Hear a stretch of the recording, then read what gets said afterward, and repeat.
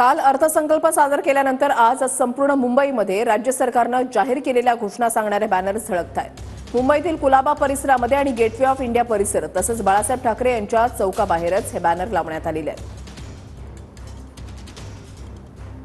काल महाराष्ट्राचे मुख्यमंत्री एकनाथ शिंदे यांच्या उपस्थितीत उपमुख्यमंत्री अजित पवार यांनी राज्याचा अर्थसंकल्प मांडला आणि यानंतर आज संपूर्ण मुंबईमध्ये महाराष्ट्र सरकारच्या वतीनं बॅनरबाजी करण्यात आलेली आहे।